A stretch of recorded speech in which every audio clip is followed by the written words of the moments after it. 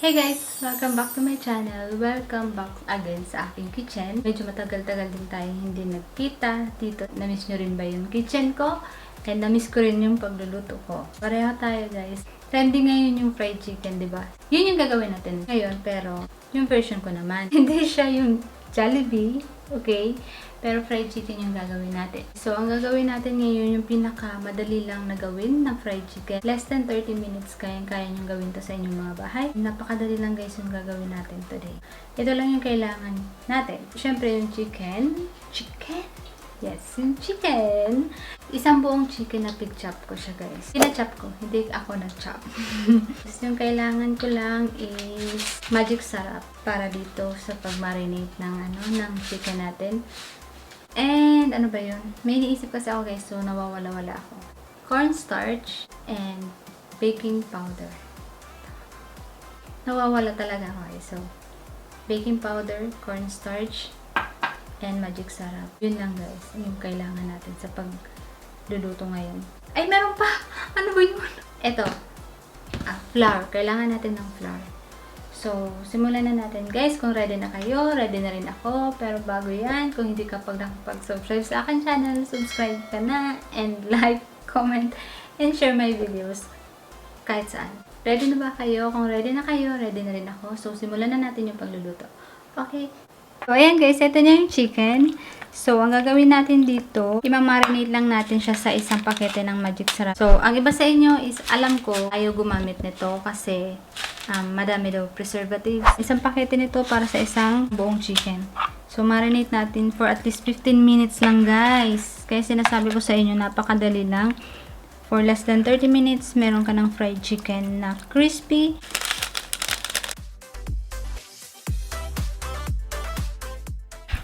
Halo-halo lang natin siya. Yun naman siyang hawakan. Habang hinihintay natin siya na ma-marinate for 15 minutes guys, ang gagawin natin is maglalagay na tayo ng flour sa bowl. Kuha ko ng isang bowl. Kuha ko ng isang cup ng flour.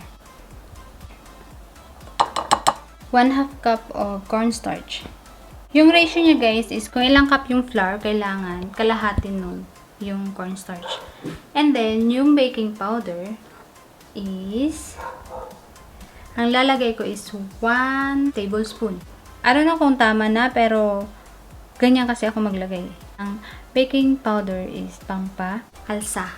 So, para lumaki ng konti yung size ng ating chicken, so, kailangan natin siya ng lagyan ng baking powder. So, 1 tablespoon yung nilalagay ko. Hindi ko alam kung marami na siya. Pero, yun yung nilalagay ko. Haluin lang natin siya. Sunod, maglalagay tayo ng Magic Sarap ulit dito sa flour para medyo may lasa yung ating flour. Ito guys is parang tansya-tansya. So, pwedeng hindi nyo naman siya ubusin. Panglasa lang siya guys sa flour.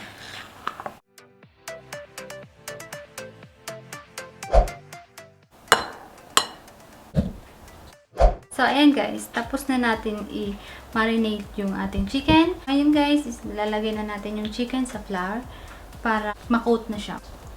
Lagay lang natin siya siguro mga 2 o 3 chicken. 2 na muna.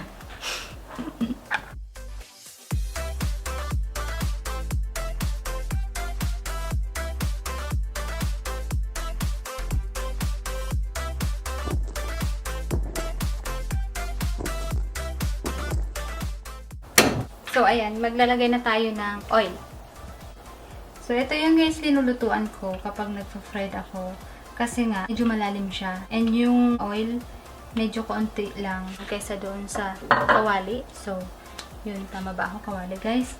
So, correct me if I'm wrong. Naka-deep fry talaga siya. Yun yung reason kung bakit ito yung ginagamit ko na fry. So, antayin lang natin siya na uminit. Mainit na mainit. Para yung first na natin, prito, talagang crispy. Okay.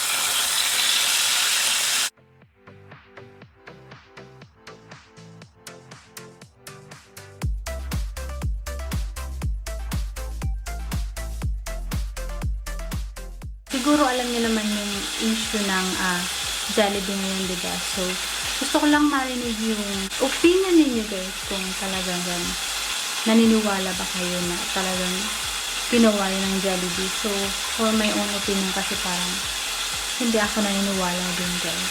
Kasi, alam naman natin na ang tagal-tagalan ng Jollibee, diba? So, ngayon lang nangyari yun. Kaya, para sa akin, hindi yun magagawa ng Jollibee. Pero wala naman tong kinalaman dito sa linuluto ko ngayon guys. Kasi talaga wala kami ngayong ulam. So, naisip ko lang kasi diba, trending siya ngayon eh. Yung chicken ng Jollibee. So, ayan. Ang dami naman kasi guys nasasabi, diba? So, yung mga katrabaho na sa Jollibee, especially yung mga taong nandun sa section talaga na gumagawa, nagpa-fry talaga sila. So, para sa akin talaga hindi siguro magagawa yun ng Jollibee. Siguro sa ibang mga naninira, wow! Sa ibang mga naninira, sa Jollibee, ewan ko lang. So, sa kanila na lang yun. Pagpasadyos na lang natin silang lahat, yung mga taong mga ganun. So, yun guys. Malapit na siyang maluto kasi naamoy ko na siya.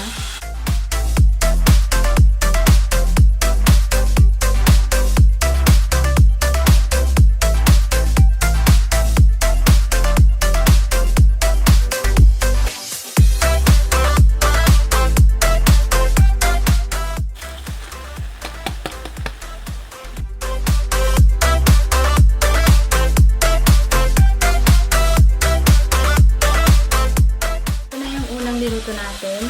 And may nakasala ako yung pangalawang batch.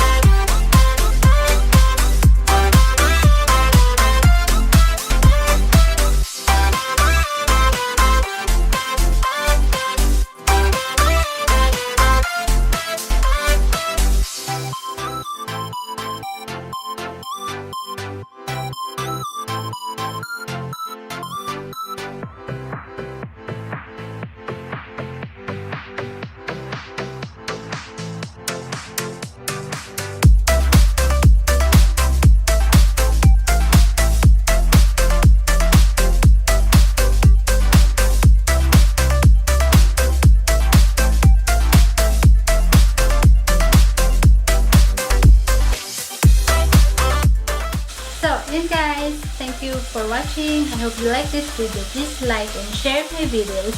And don't forget to subscribe to my channel. And I hope to see you on my next one. Bye! Bye.